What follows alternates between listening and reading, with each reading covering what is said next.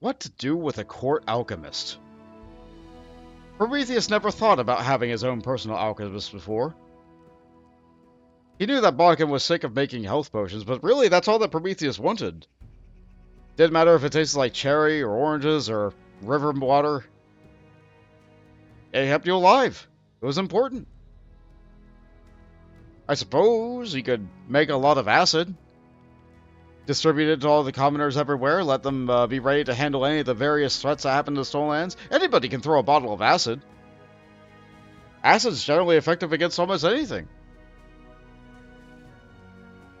That might be too expensive. And even then, that's just making more mundane things.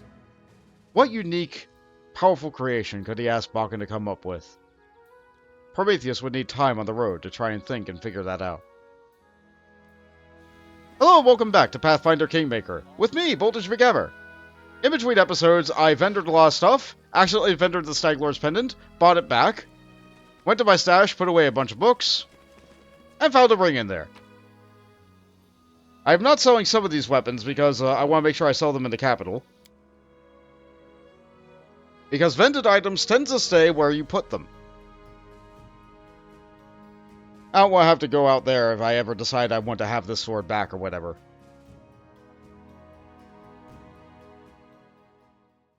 Anyway, we just need to go back to the capital.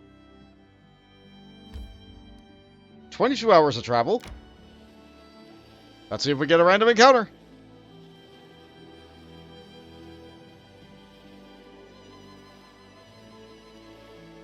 I need to catch my breath. Not now, Octavia. We're almost there. Good, we made it with almost everybody being tired. Only Valerie is fine. Let's go. Let's go. Alright, so the loading screen reminded me that I need to talk to our tiefling friend. So let's go ahead and handle that real quick.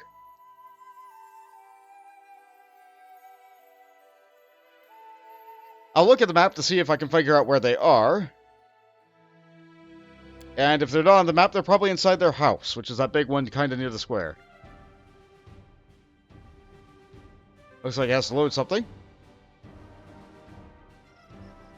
Okay, we open up the map. Oh good, they're just right over there. Let's go up to here.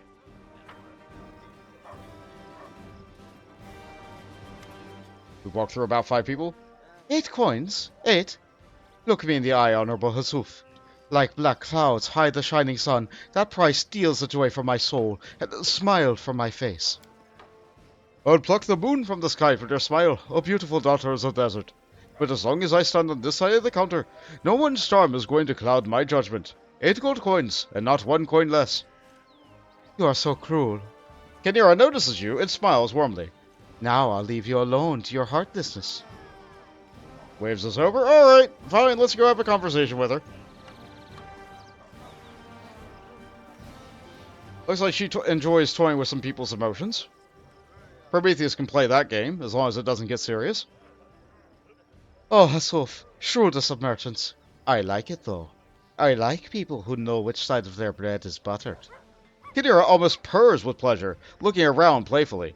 What were you haggling about? Some trinket. I don't even remember what it looks like. I just like haggling with Hasuf. It's a little game, and a little like flirting.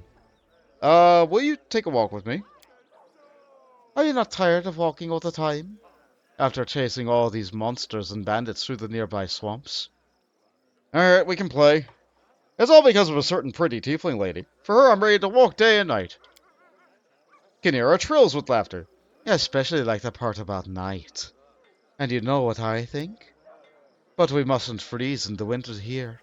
The northern weather could throw a storm our way at any moment. There's a fireplace at my home, and we could make it burn even hotter. Nope, you misunderstand me. Let's end this conversation. A pity. You see sincere regret in Kynira's eyes. So long, and forgive me for bothering you. Yeah, sorry. He's not gonna get that serious. He's not ready for that kind of relationship. Barity is still new, he's got a lot on his mind, things can happen. Oh hey, a new merchant. Let's buff myself before I interact with this merchant. Drop a quick save right here. Because I think Prometheus should know the information that this guy should be able to talk about. You can definitely tell when I've seen some content before, huh? Eneo, the traveling merchant. A tanned half-elf merchant gives you a polite bow. His thick chestnut hair shows a slight touch of gray at his temples, a sure sign that he's in his 7th decade. Mature, but not old age for a half-elf. I'm happy to welcome you, Your Grace. I'm Eneo, wandering trader in curiosities. I've come to your lands recently, and hope to stay here for a while, until the road calls to me again. I'd like to have a look at your wares. Elven curve blade, longbow, chain shirt, elvenkind boots. We'll take the boots. But I do want to look at the curve blade briefly. Two-handed, finesse-wielding weapon with a large crit range. Granted, this is boosted by the keen, but like, it's very unique. Very, very unique. It's almost like a great big giant daikatana kind of deal.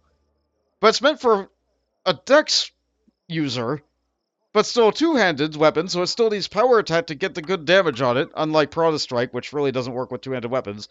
Makes sense. It only works on this one weapon. But then you need a build where you can avoid power attacks requirements. That means something like a ranger. It's very niche, very specific. I like this weapon. Thematically, I think this is really cool. But it's difficult to build around. Anyway, let's buy the boots. Here we go. Tell me about yourself. Welcome again, Your Grace. I prefer to travel the wild and sparsely populated corners of the continent. The further I wander from big cities and trade routes, the less competition I have from the rich merchant guilds. In my travels, sometimes manage to acquire true curiosities. Of course, sometimes I get into trouble instead. Few can boast about escaping a giant scorpion by climbing a mammoth cactus. Fair enough. You have many goods from Kyonin. Have you been there? He shrugs. I was born in Kyonin, in Greengold, a port on the shore of the Lake Enkarathan, and the only place in the Elven homeland where others are allowed entrance. Merchants from all over the world rushed to Greengold as soon as Queen Tilandia Edicil opened it to strangers. It's been a city of commerce ever since. You might say the business of trade runs in my blood. And returning to your question, yes, I often visit my homeland when I'm nearby. For a traveling merchant, you travel kind of light, but maybe that's just how you do it. A few more rare goods as opposed to general goods. For particular buyers. Farewell. Prometheus would have that information because, you know, he's also a half-elf from Gringold. Okay, we step in here. Oh yes, the sweet teeth. Let's see what they got in their boxes. Chocolate, sweet syrup, cider. Sweet. Yeah, okay. Alright, I'm reading the mood. Honey? Yeah. More honey? Yeah, okay, alright, yeah. Got it. Anyway, let's give him a chat. I can't believe it. Look who it is. It is the Baron himself. I thought gentlefolks didn't hang around their subjects' homes. Ike slaps the young tiefling on the side of his head. Forgive him, Your Grace. He's got a big mouth. So big that when he comes to visit someone, his tongue enters first. He talks rubbish for a few minutes before the rest of his head shows up. These two are trying to say that your visit is a great honor for us. How can we help you? Don't say that we can't. There are many things we can do. Just try us. Tell me about yourselves. Anytime. Yes, if there's anything else, we always have a lot of stories. Ask, and we'll tell you anything you like. How do you know Kalika? Older? She's the best. Naiho jumps into place, waving his hands. Yes, we've known her for many years. Though at first we didn't know she was a tiefling like us. One time we prepared a lot of different sweets and wanted to sell them. We were sitting in the street. They don't let you into the market without a fee. Then there they were, boys and girls in wonderful dresses, obviously rich and noble, and with them an emberkin. So beautiful. Aiko sighs dreamily. She wanted to buy some sweets from us, but her friends scoffed and took her away. It was Kalika. She was only pretending to be an Asamar, using an illusion. And Ike fell in love right away. Hey, what are you looking at? It's the truth. Oh, she found us later, and bought our sweets, and started to keep an eye on us. She called us the Sweet Teeth ever since. Oh, our elder. We'd be lost without her. Tell why you left Kadira. It's all because of the cult of the Dawnflower, the ones that honor Saren Ray for the scimitar she holds in her hand, not for her kindness and mercy. They'd look at any tiefling like a hound looks at his prey. Like, we can see what's inside you, and just waiting to do some evil. So we gathered secretly with other tieflings and genie offspring to discuss how life is not so good for us in Kadira, and how we could change everything. And then they decided that we were conspirators. Our elder won't tell you this. She's modest like that. But she's the one who saved us from the raid. She ran and fought off all the cult soldiers so we could get away. The forces of nature have given her quite some power. If it wasn't for her, I don't know what would have happened. Maybe we'd just be exiled, but I don't think so. How's life here for you? Everything is so strange here. The ground is cold, the trees are so green it hurts to look at them, and even the sky is strange. It's like we're in another world. We find something new every day. It's great! It's a shame that it's so cold all the time, though. But then again, it keeps changing. Snow, rain, whirlwind, storms, and lightning, and after that, the rainbow. It's beautiful. People here. In Kadira, everyone's face is either servile or arrogant. Everyone is looking for someone to bow to or look down on. It's so different here. Everyone is their own master. Even the bandits on the high road. Of course, they'll take your boots off you, but with respect. From one free person to another. What a perspective. What a perspective. Alright, what are you to each other? Relatives? Friends? These two are often mistaken for my brothers. We are in fact a family, but in truth, I'm actually their grandmother. What, you don't believe me? I only look young. You got everything mixed up, Grandma. I'm your grandson, and he's your third great-great-grandson of your nephew's sister-in-law. Uh-huh. What if I try that again? Same? Us, we were caught in a huge rock. It was so picky, it only fed tieflings with nestlings. So we made this nest, but we escaped. Yes, but the bird chased us through all of Kalesh. Afterwards, it was returned its treasures that we took from his nest. He even tried to sue us, but the judge didn't speak birdish. Uh-huh. I feel like there's one more story here. That's right. Hey, who are you? Oh, Grace, I gave you my word. I'm only seeing these two goofs for the first time in my life. Now she's some kind of tricksters. How insolent! Keeps following us, then dares to ask who we are. And steals all the flatbread from our bags at night, too, by the way. They're having fun. And I find it fun, too. Prometheus is smiling as he listens to their lies. How's your way? We'll make up some more. How did you find out about the Disk of the Eclipse? Oh, that's some story. We were walking at night in complete darkness through an empty moonlit barren.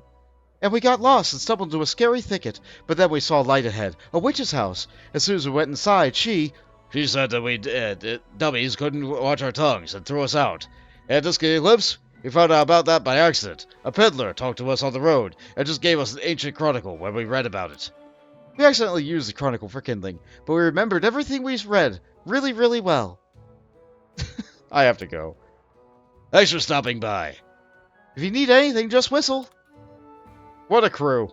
That is not far. Anyway, let's go upstairs and talk to the elder. The tiefling girl taps her foot, irritated, and leans towards you and whispers loudly. Do you see that? My sister has all three of her empty-headed friends right at our tail. They used to follow her around in Kadira. They know both of us very well. Couldn't we just send them away somewhere? Oh, and by the way, hello. Fair enough. We have a lot of dialogue options here. You know what? Let's do it. I want to ask you a few questions about your past. That's reasonable. Who wouldn't want to know about their subjects and companions? Tell me a story about you and your sister, from the beginning. The beginning of the story is quite unexciting. My sister and I were born in Kadira, a place most unsuited for tieflings. The people there honor the radiant Serenade, and think of themselves as guardians of good. Of course, no one threw us in a dungeon right away or tried to kill us for no reason, but we couldn't forget our social status. It's impossible to rise from rags in that country, where they value connections and reputation more than gold. Since birth, they looked on us as evil creatures, vicious and unpredictable. Not that it's entirely false. Kinera smiles coyly. Well, it is truth, generally speaking. I've always known that I was worth, and I was what I thought I deserved. If superstitions stand in the way of achieving a goal, then there's no reason to shed a tear. Better to use those same superstitions for your own end. I must say, in Kadira, they idolize ASMRs almost as passionately as they hate tieflings. So I thought that with a little effort, I could pass as one, and my mastery of fire could be mistaken as a sign of Serenade's goodwill. Of course, a masquerade of that sophistication requires a little outside help. and I found it. I made a contract with a resourceful devil who calls himself the Forefather. He wove an illusion over me and my sister, hiding our tiefling features from everyone. I hope that this doesn't shock you. It's not that I wanted to bind myself to a powerful and devious creature. What choice did I have? To wash bowls as a caravanserai until the end of my days? That wouldn't be just a waste of my precious gem like I am. I'd be burdened with caring for Kalika, that naive walking virtue who is totally unfit for a hard life. Hmm. You do it for yourself, but also your sister. Alright, we have many options here. I'm gonna go with the chaotic good one. You tried to fix an injustice that came upon you as a curse from a cradle. That can be understood and forgiven. I'm just the incarnation of goodness and innocence, aren't I? Anyway, it's all in the past now. The contract was annulled by my death. Now I'm free to live as I wish. What was the agreement that you made with the devil? I've had to spend a whole evening telling you all the details. Contracts require thoughtfulness and accuracy, especially ones like this.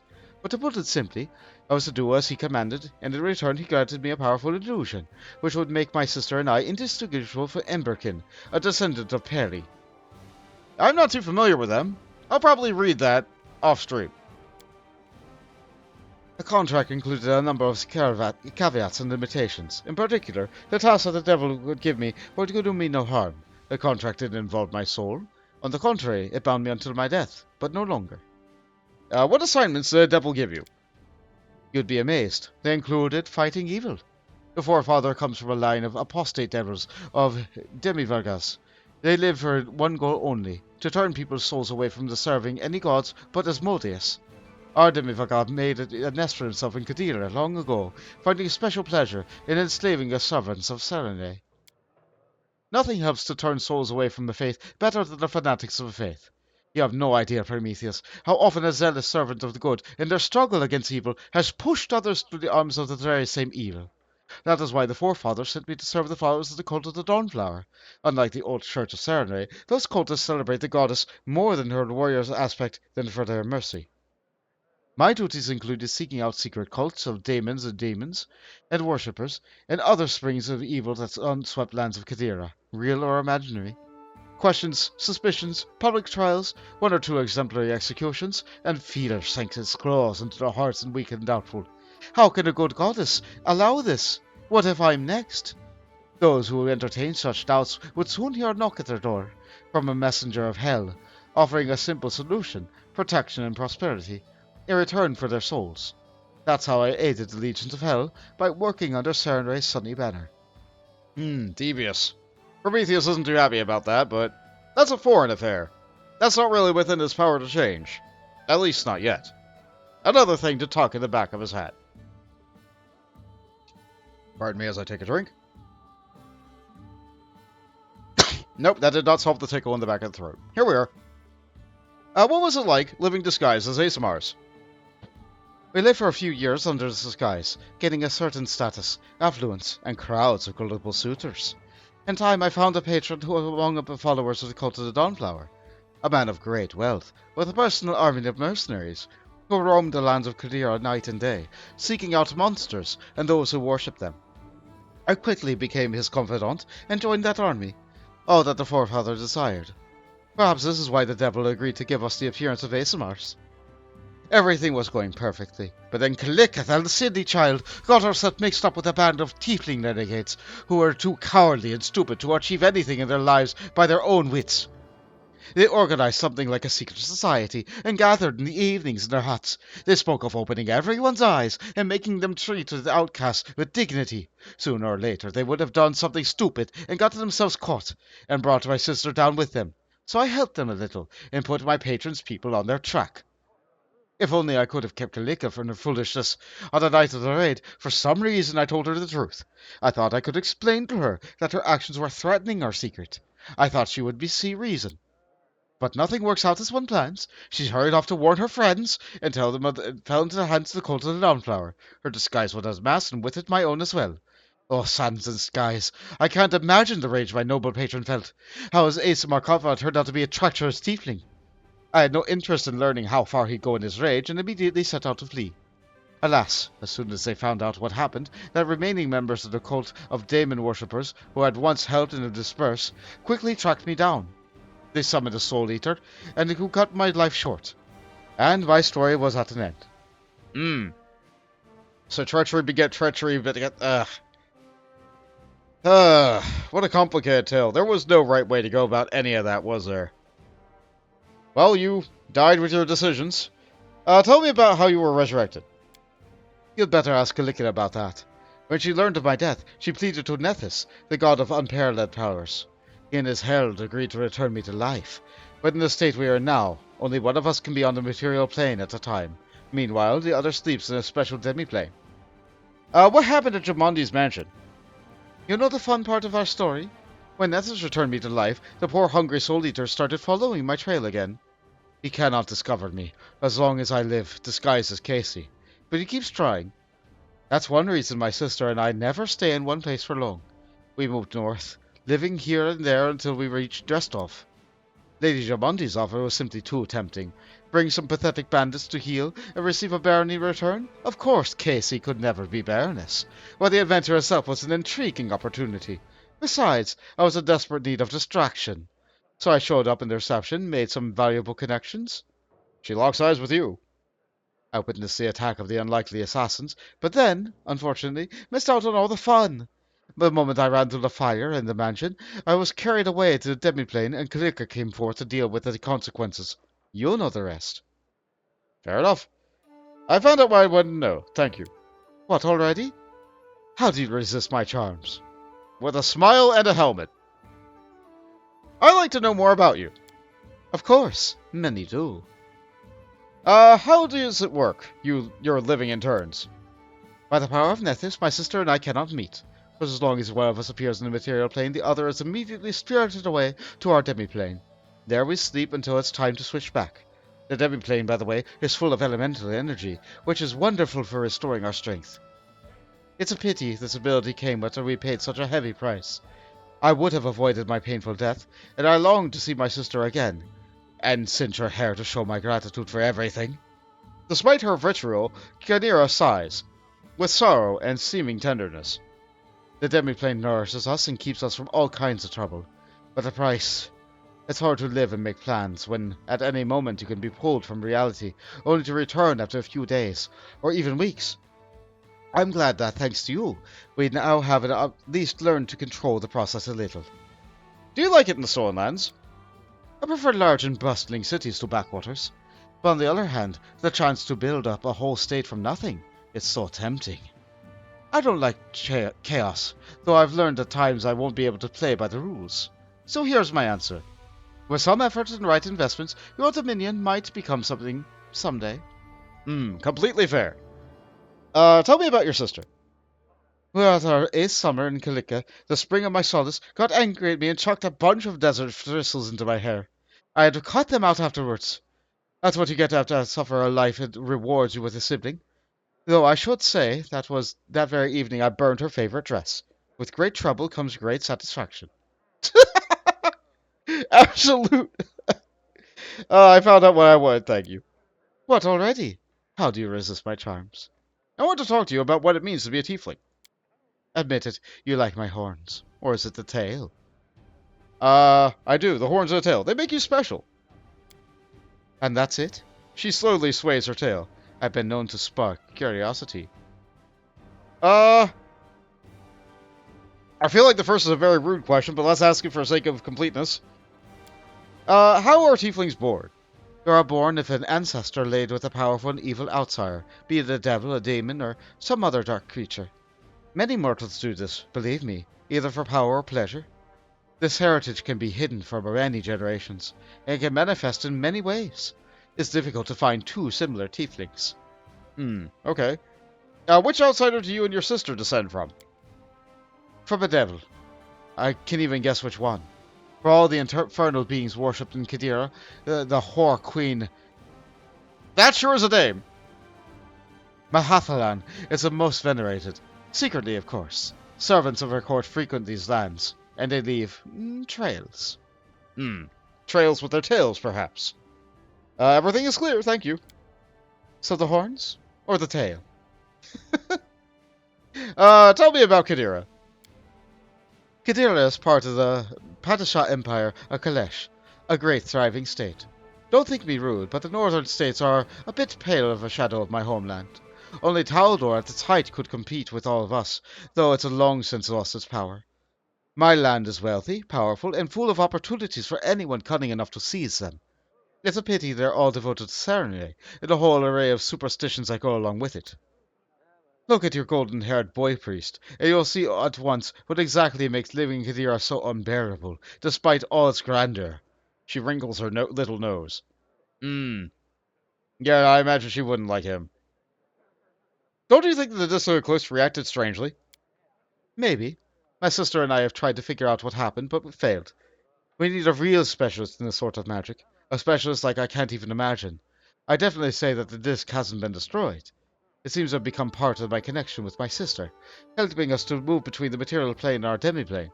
We'll continue to explore this new ability. Maybe we'll learn more at some point. Tell me, what made you stay here after you found your relic? A fair question. You see, there's an important detail about how I died and returned to life. I was killed by a repulsive creature called a Soul Eater. After a spellcaster aims it at its victim, the wretch will chase it tirelessly and endlessly.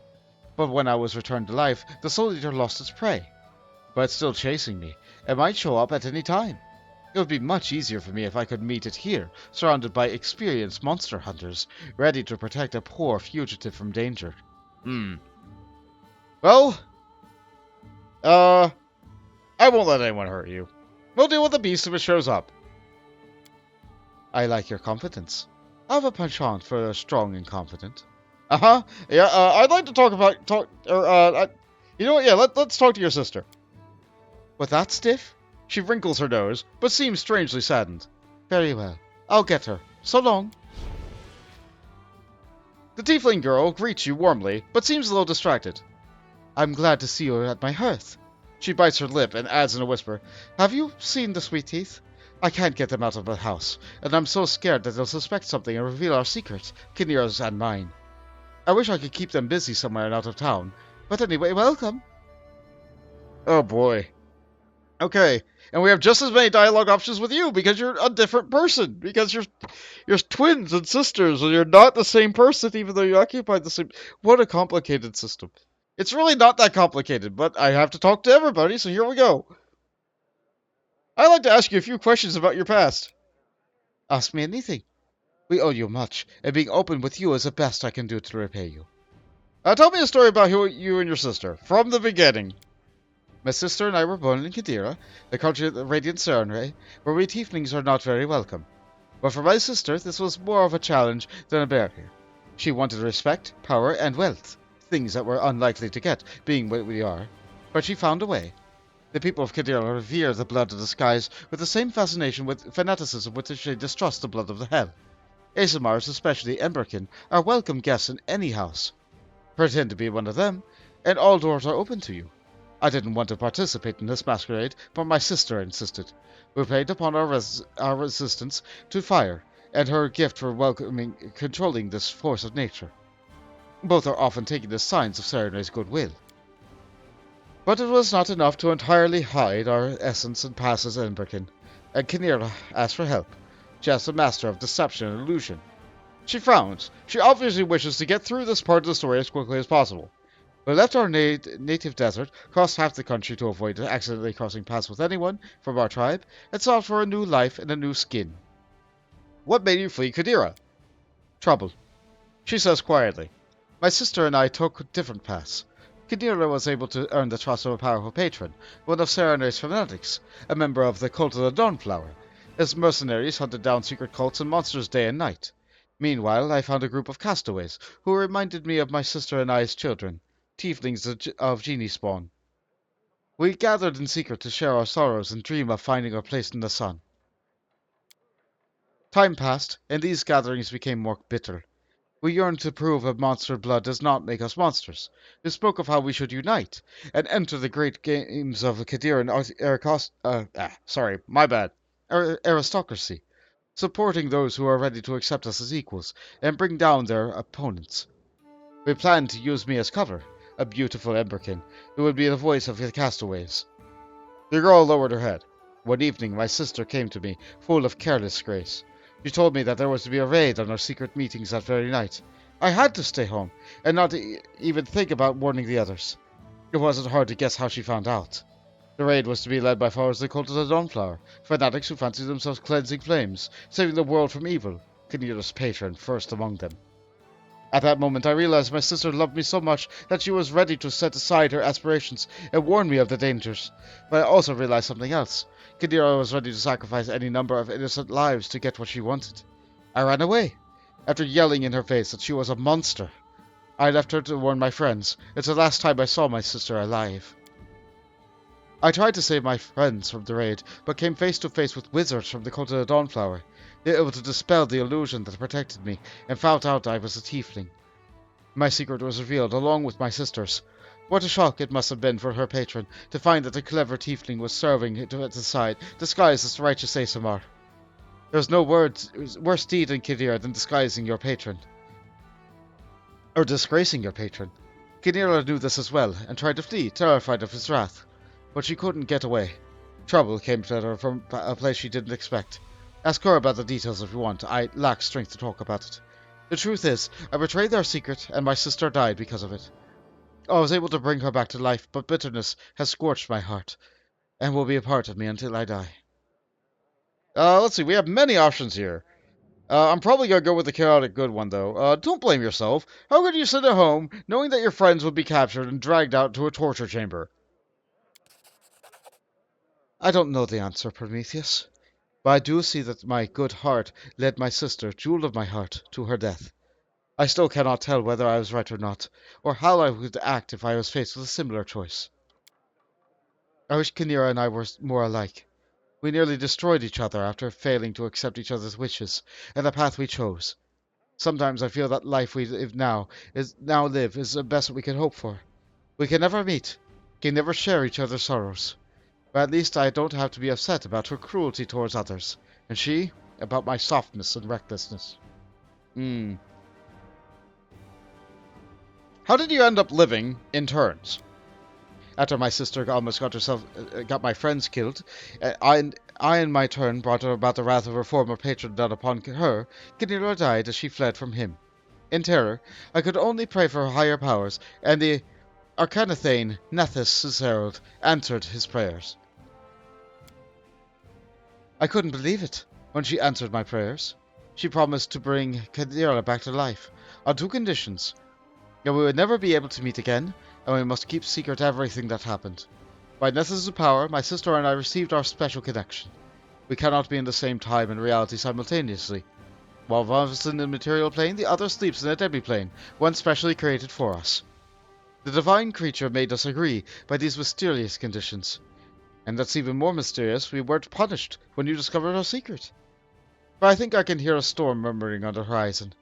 We might yet have to pay for our faults.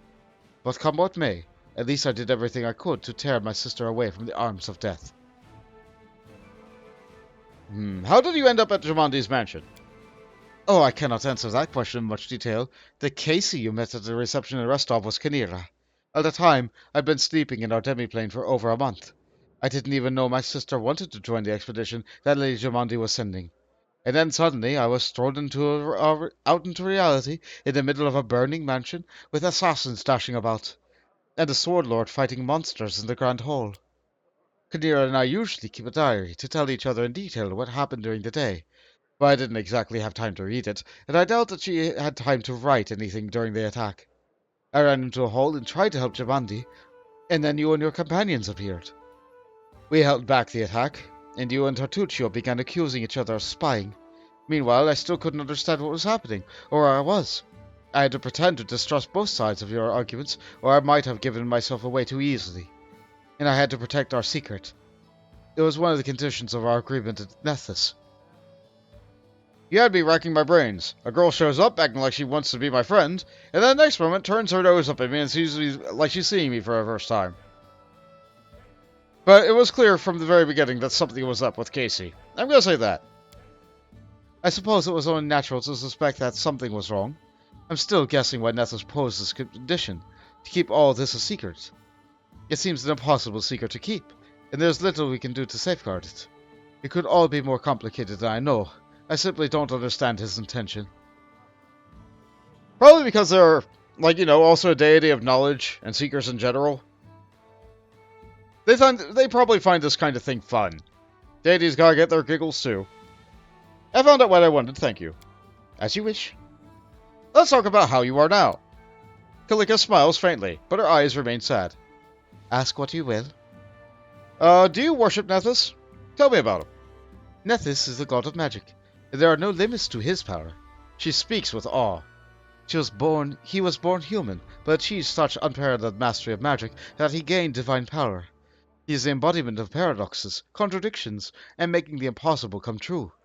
I called on him in the moment of my greatest need, and he, through his herald, helped me with all that kind and merciful God fell silent. But I'm not a naive worshipper. The gods, especially him, are powerful and unpredictable. Besides, he's hardly interested in my gratitude, but I do honor those who help me. Who is your savior, the Arcanothane? Nethys is heralded as a creation. She is a living whirlwind of magical energy, an amazing and powerful creature. She often takes interest in the business of mortals, and manifests Nethys' will. In our case, I think she's done both. The Arcanothane wanted to intervene and help, but she also told us that Nethys was aware of what happened. It's so strange to think that a deity turned his eyes on you, if only for a moment. Tell me about your sister. A smile, sincere but sad, appears on Kalika's face. My sister and I, we are twins, but we are as different as day and night. She was named Kinira, which means silent flame in our tribe's language, and I'm named Kalika, silent storm. Kinira was born a few minutes before me. I suppose she just elbowed me out of the way in her mother's womb, to become the firstborn. Being the first, that's what she always craved. I never felt offended by it though. Whenever the storm clouds gathered above our heads, heralding danger and trouble, my sister walked forward one step ahead, tightly holding my hand. I found out what I wanted. Thank you. As you wish.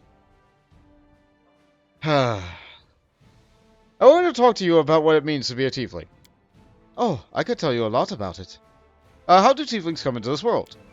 Here are what happens when mortals mix their blood with evil outsiders. Mostly demons, or with me and my sister, devils. This heritage could manifest through many generations, and it could be a cruel blow for the parents of a tiefling. Kilika frowns. As you probably know, there's hardly a corner in Golarion where the birth of someone like me is considered a welcome gift. Many think that evil literally runs in tiefling blood, owing to the heritage of their ancestors.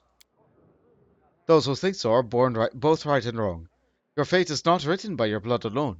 Surrendering to the temptation of evil is a choice every tiefling must make for themselves. The same can be said of all races, really. I have no more questions about this. As you wish. Tell me about Kadira. It's a beautiful land, but quite unlike the Stolen Lands. My sister and I grew up in a place dominated by the desert. I've often heard from the travelers that such landscapes depress them, but there's nowhere I feel more at home. Sand drifts under the sun, life hiding where you never expect it, the lush green of a suddenly revealed oasis. There are austere lands, but can be breathtaking. The cities in Kadira are an endless whirlwind of turmoil and bright colours. Some say the heart and essence of every Kadiran city is its temple to Sarene, ever since our country was blessed by the Radiant Goddess. But I'd put it differently. The heart of every city is a noisy market with its tents in every colour that you could imagine. Most of the city's life happens in a market. People go there not only for trade, but also to have fun, negotiate, and spin their intrigues. Take away the market, and what's left for Kadira? Completely fair. It's strange what happened with you in the Disc Eclipse. Like a nods. Ancient forces can be mysterious. I thought we'd need to spend a lot of time studying the prophecies of the disc before we learned how to use it, but it just worked as soon as we touched it. If I understand this action correctly, it attunes itself to the connection between the material plane and our demi-plane. Now we can move between them at will, and the rest is handled by our strange inner connection.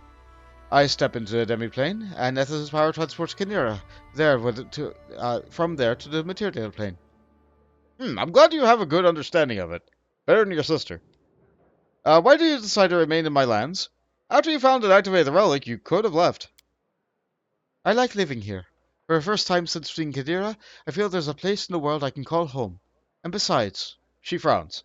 I probably should have brought this up myself, but I couldn't bring myself to do it. I am very, very worried about my forefather. The devil that my sister has made contract with long ago in Kadira. Kanira thinks he's no longer a threat to us, since her death annulled the contract, but I don't believe such a creature can ever leave us in peace. I'd like there to be someone besides me whom I could rely on in case he shows up again. Ah, you can rely on me. We'll find a way to deal with that devil. If things get bad, we'll have to flee again, or we'll put you and your people at great risk. But I believe it's here that we will find the strength to face hell's claims on us.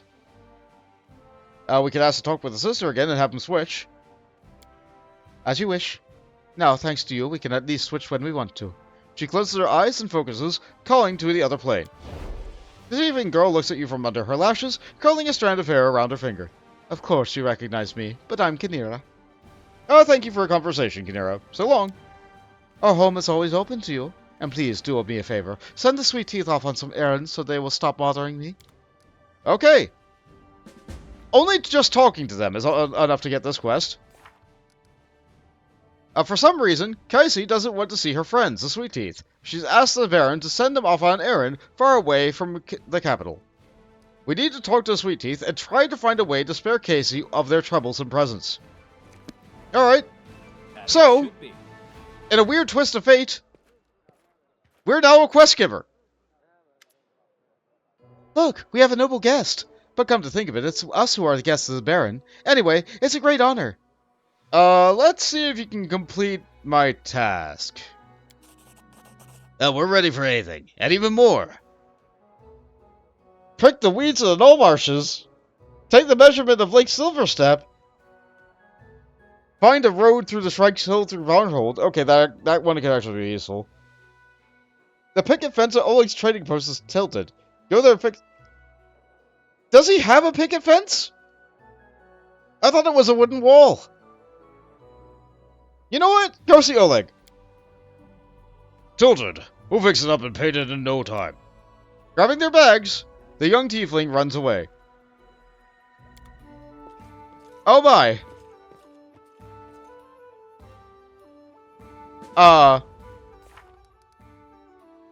Coming up with some more errands for the Sweet Teeth. It's not easy to get rid of the Sweet Teeth, but our Baron wasn't born yesterday.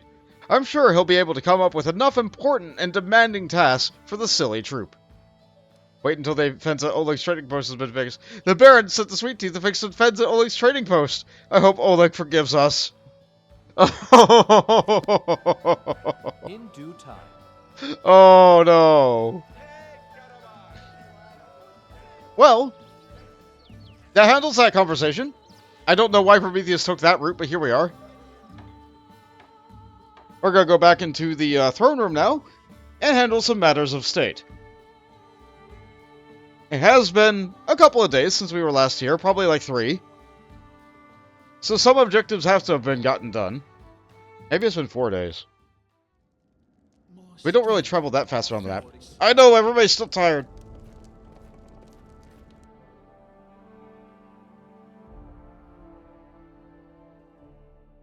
Tieflings are neat. Okay, yep, we saw the counselor. We saw Harem. We already met with that merchant. What else have we got? Pillage the Temple of Elk? No. Fix it? Not right now. Research is the nature of curses. Oh yeah, that's a thing that we want to do one day. Support the counselor's endeavors. We do want to do this, but not yet. And restoration of the Talden Mine. Oh yeah, we were just inside of a mine. We could do this. You know what? Yeah.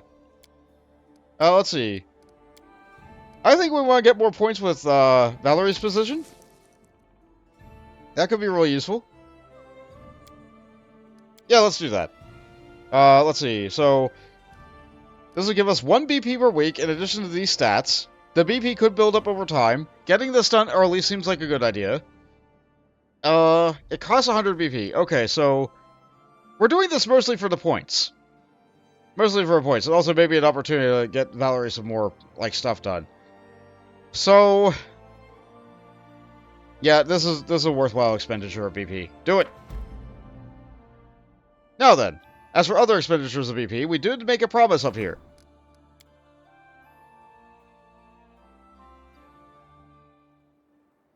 agreed that we would build Bokken a lab. Bokken's alchemical lab. Right here. There you go. And also while we're here, a bulletin board. I could build other things here, but I don't want to.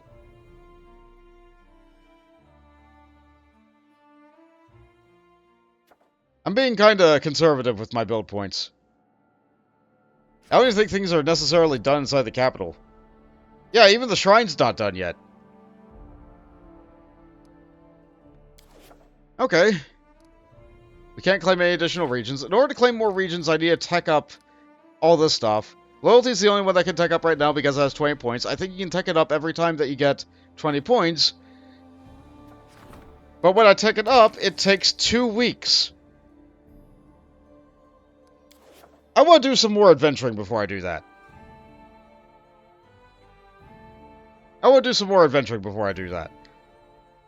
So... I tire. yeah, we probably should rest. Feels like a little bit of a waste, but here we are. This is my room! Now we can see how awesome our bed is. Time keeps on ticking. And now everybody will stop complaining about being tired. And we can go on down to the world map. Before we go, though... did I remember to buy anything? I'm probably gonna keep on using Valerie. I didn't buy anything. That's fine. Okay, so here's what we're gonna do. First, I'm gonna see who has a good trickery score. I have nearly as much trickery just from wearing the gloves. I really want Octavia in the party simply because she was able to do that, but she's not as good at blasting as Kalika or Kanira are. If I'm going to have her be in the party as a blaster, I'm honestly better off just having them in the party. So, let's take all the stuff off of her. She can keep the crossbow. I also think I'm going to take Ragongar out of the party for a while. Take all the stuff off him. He can keep his chain shirt. In general, I like keeping everybody armored. Except for maybe these two. These two change gear all the time, and so they're going to have to like swap back and forth a lot. I don't know which one is currently out. But you know what? Like, I probably should have at least basic armor on them. I think currently the fire one is out. Okay. So let's get you armored up. Give you a light. Actually, don't tieflings have dark vision? They shouldn't need that. Whatever. Cape. Belt to make you more accurate. Don't need the bracers. Do these guys go off of... did these guys go off of mental stat? No, I think kineticists go off of constitution primarily. I don't think they need the intellect headband. If that's the case, I'll just leave it on her. Tarnation to it. Ring. And a necklace. Slap it in. We have an extra boots of Elvenkind now. Who is good at mobility? Octavia's the best, followed by Kanira. Okay, we're gonna give it to Kanira. And now we should never fail one of those checks ever again. I think that sorts that out nicely. I think we're good. Actually, wait, do I have a lot of junk? No, I don't. Okay. Right now, our encumbrance is so high because Prometheus is alone. Alright, let's go to the world map. Goodbye, Octavia. Goodbye, Ragongar. I did not mean to remove, everybody there. Okay, this is who we're going to have.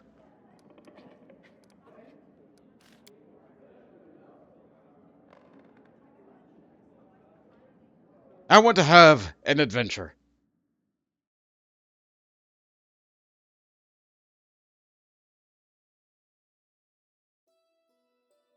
So, one thing about this game is that if you go to areas before the plot has you go to those areas, usually it has a couple of different encounters. Or at least that's what I've noticed from my previous attempt at this game. I did not get much further than this. So I don't mind going off and having a little adventure like this every now and again. Did I equip Jathal? Not really. Sorry, one more little bit of equipping. This is important. Don't want our people to just die. That would be bad. And we still just have you using a breastplate. We'll probably find heavy armor for you later. Okay, let's go. Not going there yet. A ford across the Skunk River. Go.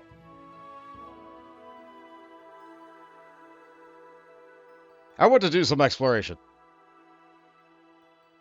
If your kingdom is destroyed, the game will be over. Yeah. Not only can you lose by having your king die, or your queen, or your baron in our case, you can also lose by failing to manage all the resources. You can turn that off in the difficulty.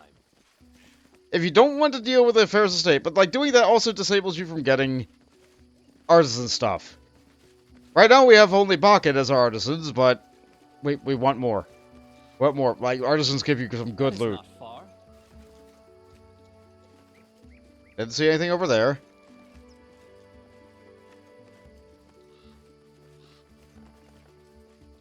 What about this way? It's a wolf! As it should be. Okay, everybody's in position. Turn-based mode off. Valerie, go!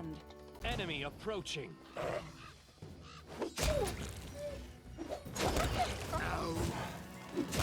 You got Harem a little? He's fine.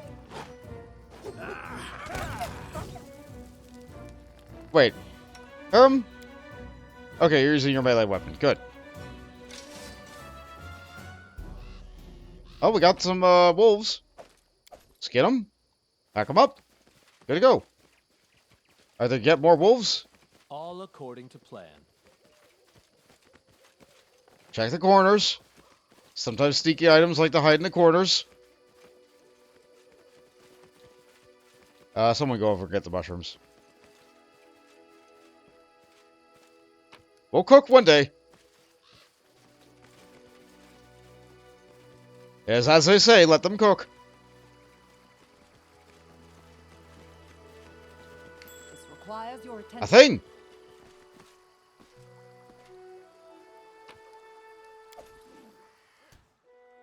Shard of Knight's Bracers. A trace of lost power.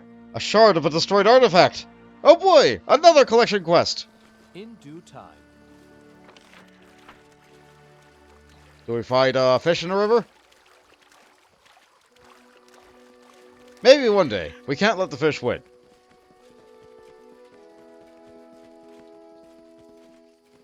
Anything up over this way? Alright, there's a regent exit there. Wolves! Okay.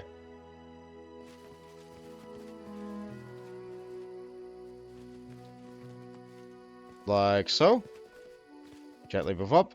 Don't Charge. hesitate. Time's not waiting. Why am I here? Hold on. Marching order's all messed up. That's a little better. That's fine. That's more like it. That's what we want. And they all go for Valerie. Except that they can't, so they trip Amiri. And Amiri provokes that opportunity for getting up. Taking big hits.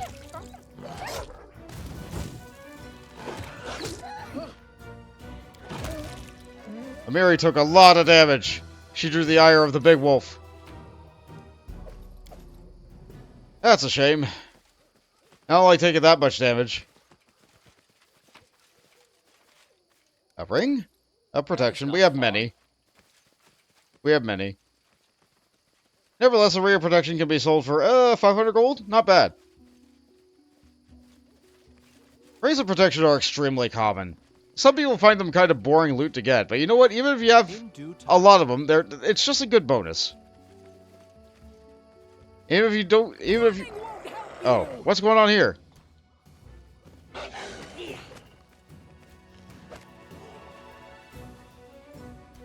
I don't know how to make my people attack, actually. Taste my fury. There we go. we go. Looks like it was some kobolds fighting some wolves. Over a box. Okay, fine, fair enough. The box may or may not be locked. I will have to quick save before I even look at the box. What's that? Check every corner. A Torog's pendant. A memento from times long past. Well-grounded antiquity collector might pay handsomely. Ah, yes, stuff for the story keeper. The storyteller. Give it another quick save here.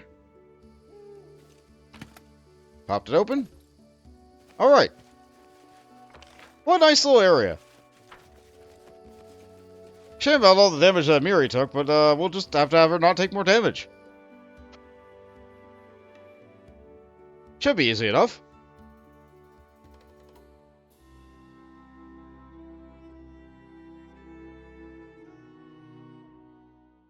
I was hoping that that's what the reach weapon will allow me to do with her, but it's not working.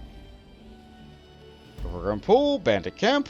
Lots of places for us to go. Let's check out this pool.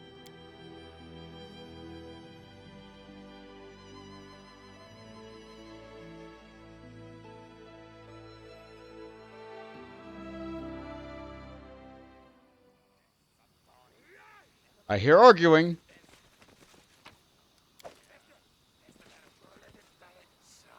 This sounds like it's gonna need some persuasion.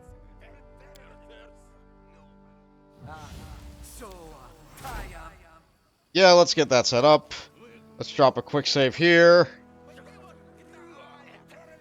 I love gibberish like this. A group of hardy people with axes, most likely lumberjacks, are menacing a fragile Nixie. Two lumberjacks stand before you, relaxed and disconnected. The lead lumberjack shakes his fist at the Nixie and yells, "Let them go, you swamp freak! If you don't, I'll burn this rotten grove to the ground, on me word!" "You're the freaks, and my name is Melanes. Thank you very much. If you keep being rude like this, you'll just drown these jumbos in the lake, understand?"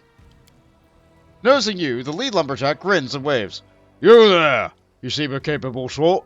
Interested in some coin? Name's Korax, and we're loggers here in the forest. We could use your help in freeing our people from the Gorgon's claws." "The Nixie has better chances of winning," Jaethal taps her chin, amused. "Let's find out if I'm right." No, we're not gonna do that.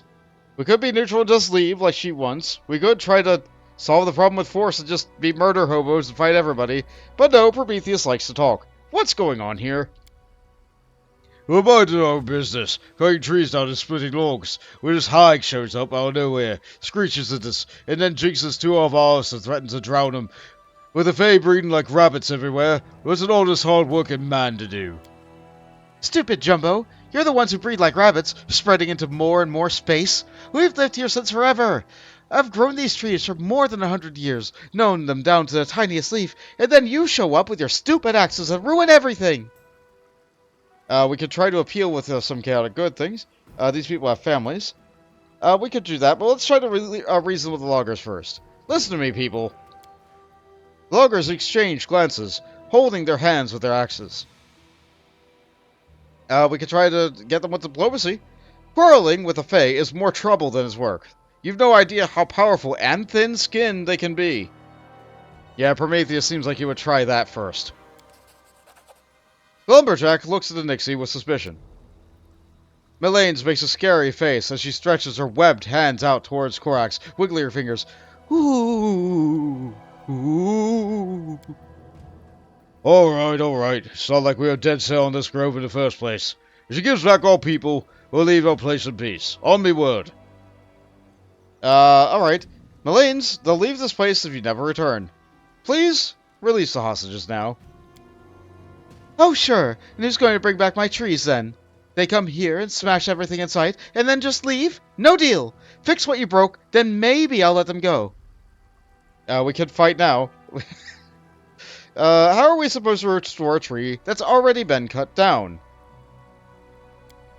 "You humans are always like this. Destroy, and then when it's time to clean up your mess, poof! Gone! Fine then, since you're clearly clueless, I'll tell you what to do." There are these magic thingies that look like feathers. The feather tokens. Throw one on the ground anywhere and the tree springs up. Your people's mages and trade swamps often with others. They can make them. Buying a couple won't break your bank. My cousin Teresa can also make them. She lives in the Mall Marshes. Either way, you'll bring a handful of them back here. I'll let your goons go. Alright, well... we could try to intimidate her to let them go. We could try to use diplomacy to try and convince this guy to pay for it. But we are going to be responsible here. Wait here. I'll bring the feathers. They'll be waiting right here. It's not like they have anything else to do, right? The Vixie chuckles and tussles at one of the lumberjack's hair. He smiles up at her faithfully. Well, that's a problem for us to fix some other time. Oh, there's another thing on the ground here. Let's go pick that up. Ah, yes, a token of the Dryad. That tracks.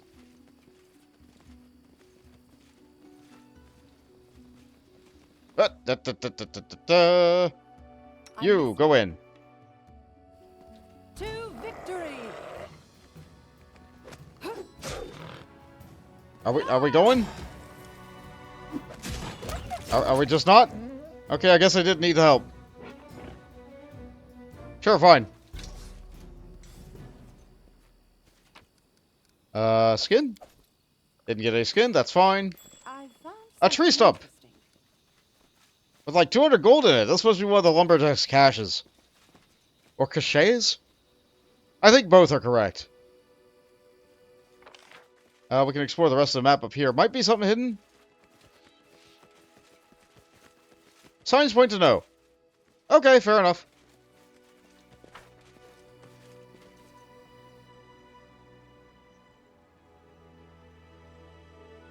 Back to the map. Back to the road.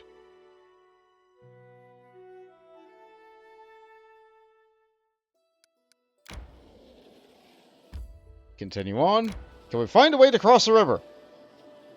We got it. Never mind.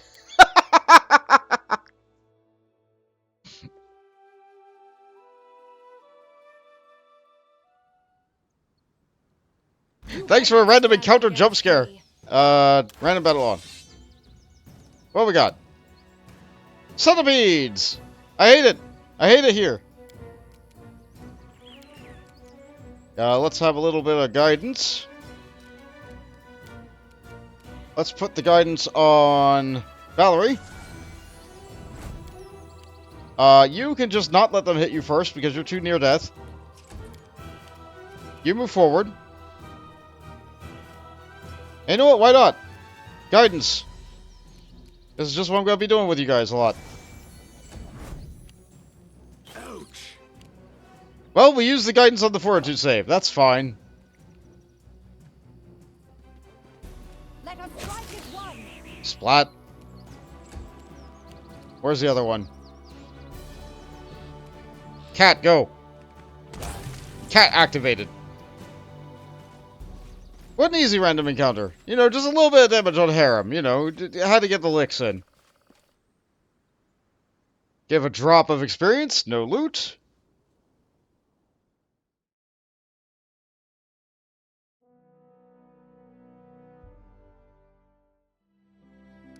We're gonna try and get down to this ruined watchtower. Let's read the description first. Actually, you know what? We can do that next time. I'm a little bit over time. I try to keep these within an hour, but you know, sometimes things happen. Sometimes two twins want to talk to you and tell you roughly the same story, but you want to get two different perspectives on it. So, here we are. Next time on Pathfinder Kingmaker, I'm going to continue trying to explore these areas of the marsh. We're going to look over the ruined watchtower. And I hope that you'll enjoy me there. Later, Pathfinders.